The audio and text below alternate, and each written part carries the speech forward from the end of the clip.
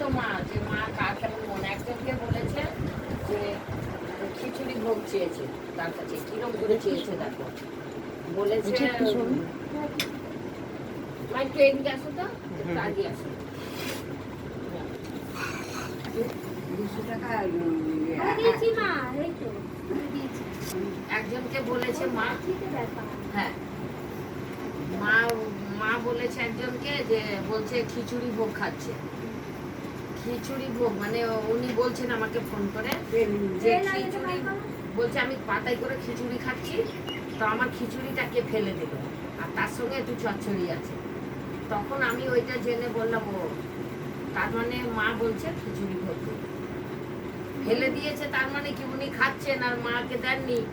মা ফেলে দিল তার মানে মা খেতে চাইছে আর আপনি খিচুড়ি খাচ্ছেন মা খাচ্ছে না তার মানে আমি তো তোমার ওই গামছাটাও মনে পড়ে,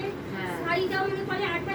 লালেতে আর একটি শাড়ি গো সাদাতে লালেতে শাড়ি ছিল ওটাও মনে পড়ে ওটা আমি একটা এইটা আমার হঠাৎ এলো কেন মনে এইটা হ্যাঁ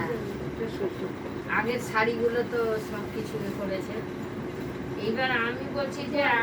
নিজে আবার আমাদের পাশের বাড়ির একটা বউ ও আমাদের এখানে ঠাকুর বসেছি একদিন আসেনি এসে আমাদেরকে বললো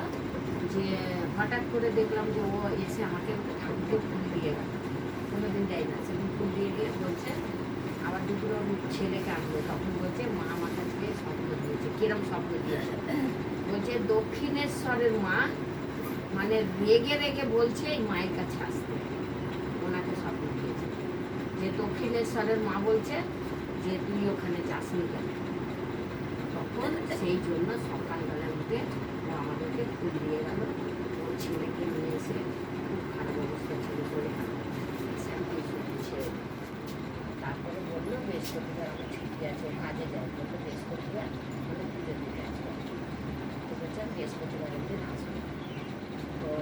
মেন ব্যাপার দেখো আমি কি বলবো আমাকে সবাই বলে যে মাকে তুমি যতটা বললে মা কাজ করবে আমাদের বললে কাজ করবে না যারা পায় তাকে দিতে হ্যাঁ ওইটা তো কথা আছে কিন্তু মা তো আগে বলছে হ্যাঁ